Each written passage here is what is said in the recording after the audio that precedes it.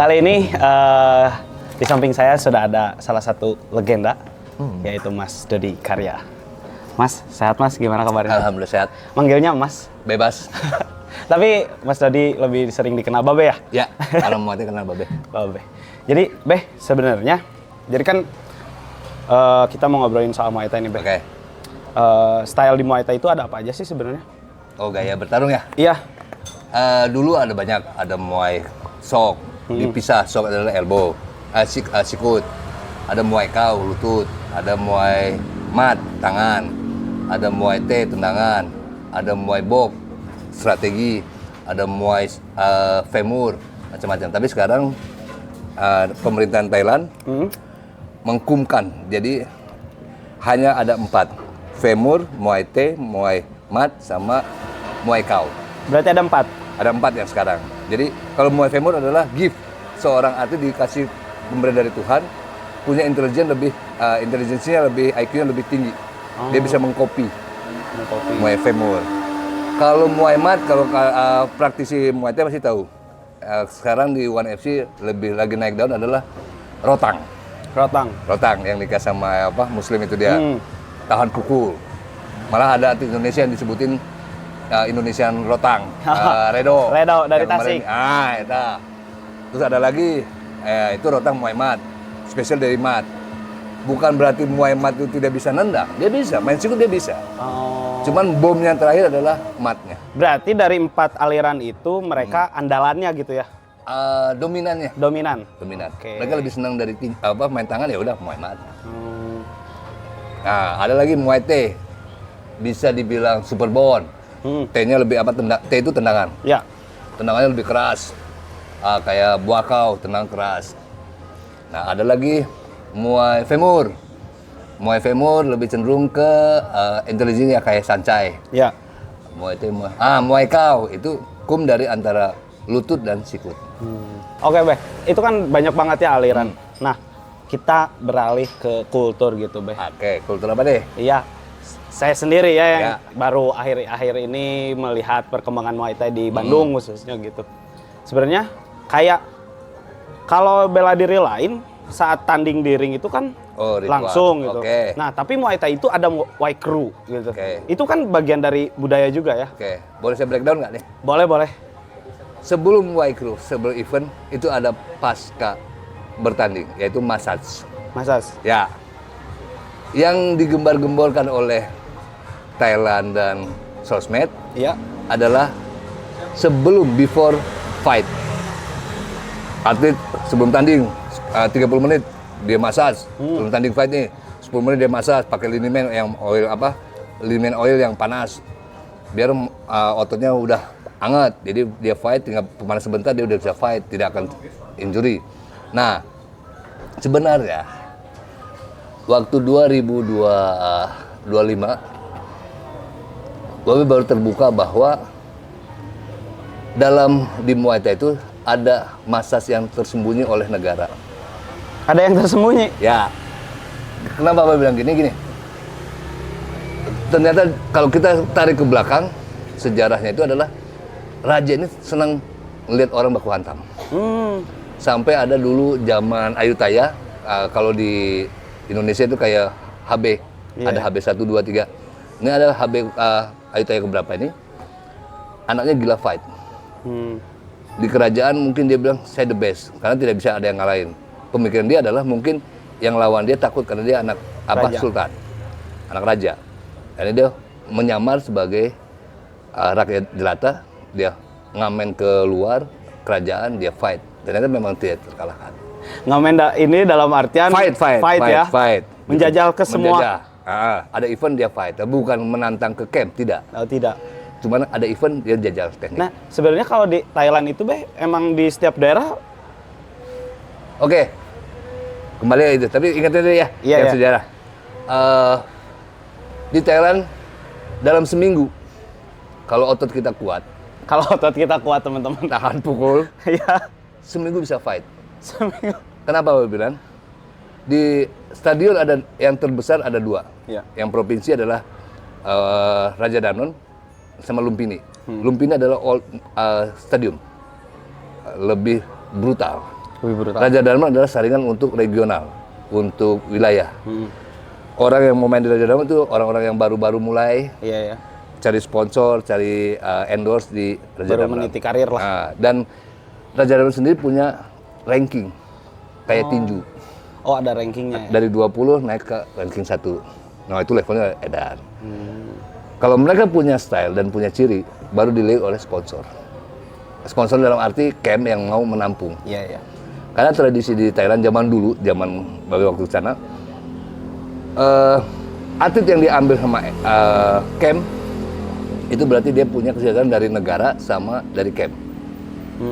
Sama kayak kita atlet dari Pemprov. Iya, iya, ya. Atlet dari Pengcap misalnya dari, ini Jawa Barat ya, dari Kota Bandung misalnya, diambil oleh Pemprov nih. Dari Kota Bandung dia punya salary. Karena dia mungkin atlet prestasi. Iya, ya. Dia dapat bonus, bukan dapat bonus, dapat salary tiap bulanan. Ke Pemprov, dia akan dapat lagi. Kalau membela, kayak di PON, kejurnas kan dia bawa daerah, provinsi kan. Nah, itu dapat bonus. Sama juga di Thailand. Oh, itu kultur di Thailand. Nah, dan kalau kita tanding sekali di camp itu kalah, besok kita main lagi, menang masih aman.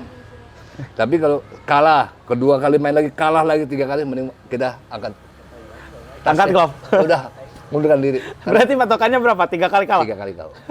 3 kali KO beruntun? Beruntun, tiap event kalah, itu ada uang berkurang, konsumsi kita berkurang, kayak beras untuk camp kita berkurang. Rating udah pasti turun ya? Pasti turun. Nah, kembali lagi, tadi yang kultur Muay Thai berarti sebelum tanding tuh ada Waikru, tapi sebelum itu ada masasnya dulu? Masas, nah oke, kembali ke masas.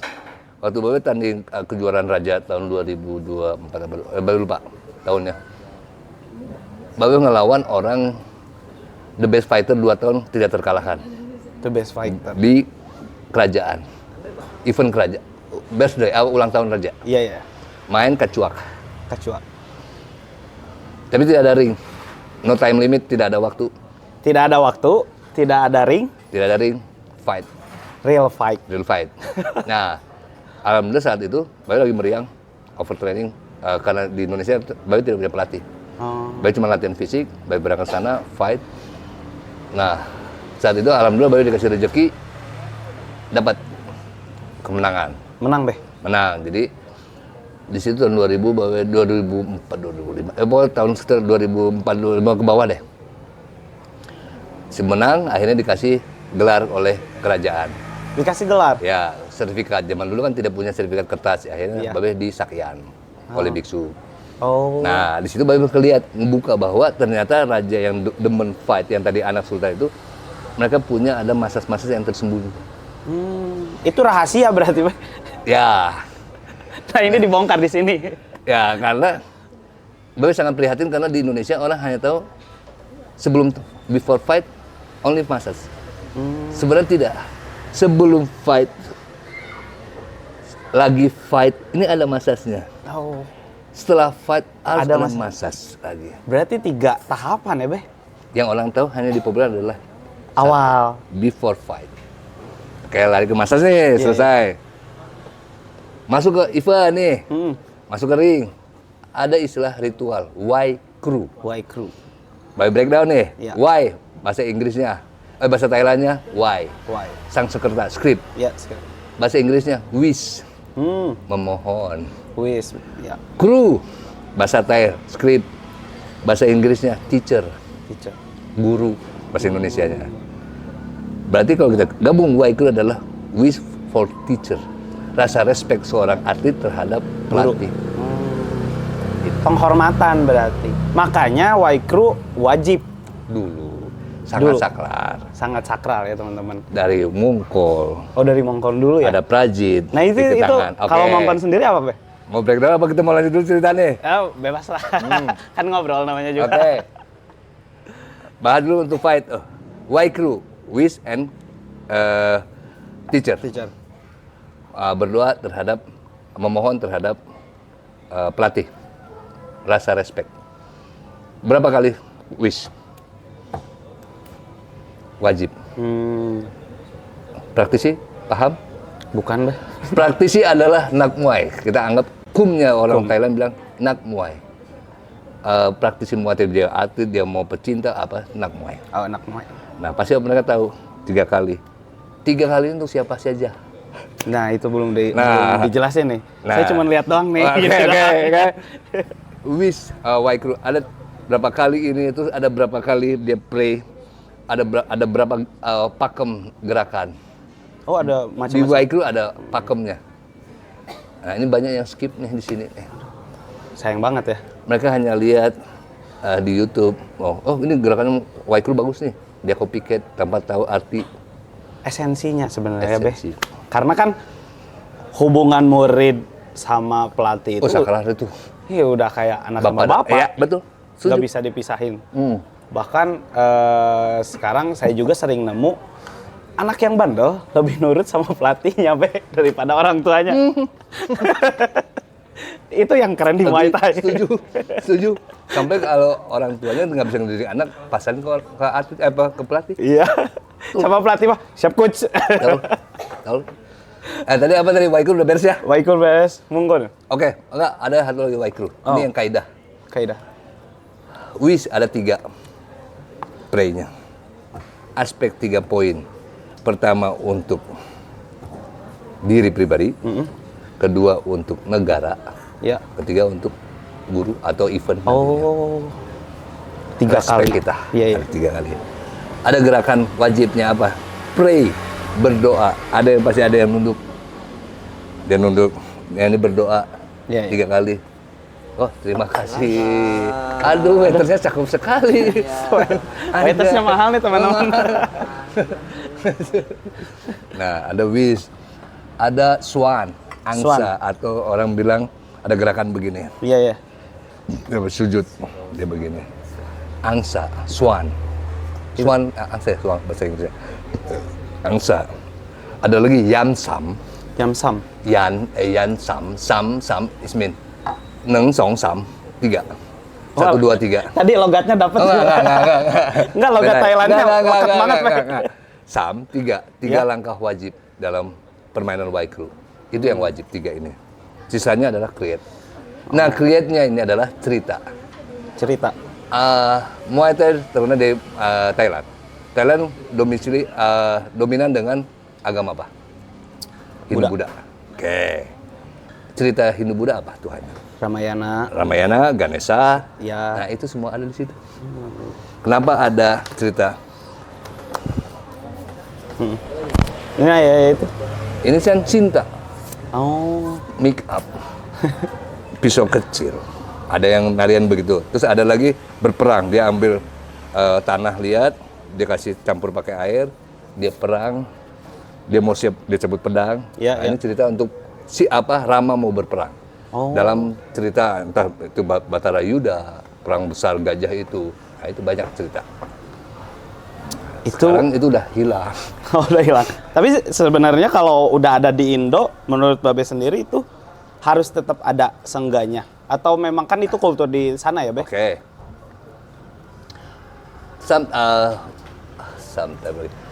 Ada beberapa negara yang tidak respect dengan culture, budaya. Iya. Mereka menganggap itu adalah agama. Iya. Oke, contoh dulu ada fighter dari Timur Tengah, Jabar Askerov. Zaman dulu itu dia karena dia Muslim, dia bilang bullshit.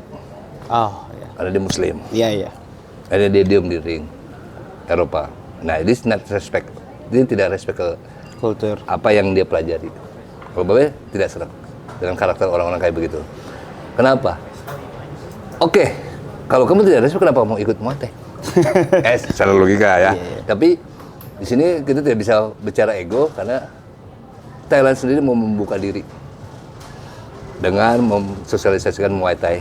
Iya. Ya, orang tidak percaya silakan. Tidak mau Waikru ya silakan. Nah, Kembali lagi jadi pilihan. ya akhirnya Waikru itu tidak menjadi sakral lagi di Thailand. Bahkan di Thailand pun udah nggak sakral. Tidak sakral. Malah sekarang mereka Waikru itu menjadi kayak sebuah stretching. Oh. Untuk stretching aja. dia nervous, deg-degan, wah lu tanding berapa ribu penonton di stadion. Hilangin nervous, ya dia Waikru. Dan di Thailand sendiri kalau untuk pro tidak boleh dibatasin berapa menit, berapa jam. Dia mau sejam silakan Waikru. Kayak Buakau dia main, lawannya dia main terus. Bebas. Sampai selesai, iya sampai selesai. Kalau meskipun timer. Peduli saya. Makanya kenapa yang main event selalu dinomor-satukan. Oh iya. Nah, itu. Privilege ya, Be. Privilege, karena memang culture yang harus dikenalkan. Nah, Waikru. Terus ada apa lagi? Mongkon, ada Mongkon, terus ada, oke. ini apa yang Prajit. Nah, Prajit. Back to history ya. Ke sejarah zaman dulu. Kita Siam itu Thailand zaman dulu, dibilang Siam. Siam itu diserang sama perbatasan oleh Burma, Myanmar. Ya, Perang selalu itu di perbatasan. Dan kerajaan-kerajaan kayak Ayutthaya itu belum ada.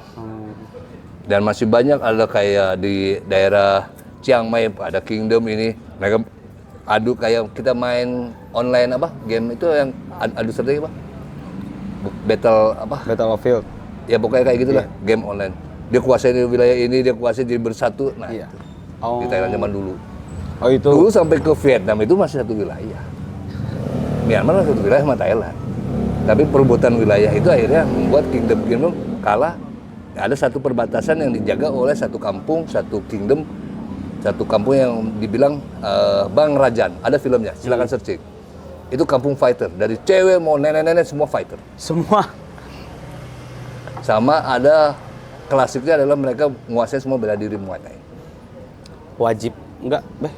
Di Atau kampung memang itu wajib karena dia menjaga perbatasan antara Siam dan udah kayak naluri hidup berarti. Iya, bertahan hidup. Dan mereka tidak mau direkrut oleh Siam, Ayutthaya atau kerajaan Thailand zaman sekarang tidak mau. Dia punya tugas adalah menjaga keluarga dia. Nah, itu sejarahnya. Nah, kembali ke Prajit. Prajit ini kita sebagai laki-laki pasti akan berperang. Iya. Dan kalau kita mati, ciri khas ke keluarga apa? Nah, inilah yang dibuat seorang fighter atau seorang pejuang akan meminta bless ke orang tua atau ke yang mereka anggap sakral, yaitu biksu di sana. Kayak kalau di Indonesia ustadz. Iya. Apa yang dia mau? Terserah. Kamu punya baju jubah biksu yang orange, itu deh. Saya minta sedikit. Biksu akan kasih. Oh, jadi simbol berarti ya. Dia linting, dia pakai. Oh. Dia balik ke keluarga. Saya udah di bless biksu. Jadi kalau saya mati, kamu ingetan ya sabuk ini. Ini ciri. Nah, ciri ini yang akan dipakai oleh fighter. Kalau zaman dulu masih ada ranking nih, tapi sekarang sebagai aksesoris. Aksesoris. Munkun. Tidak semudah orang dapat munkun. Gak sembarang orang. Tidak.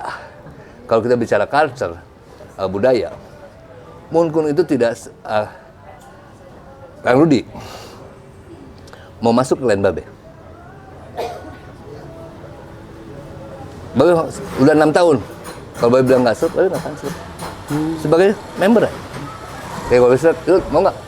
Saya lantik kamu sebagai keluarga saya. Berarti itu ijazahnya, Be? Tanda terima. Oh. Tapi sekarang kan sebagai Aksesoris.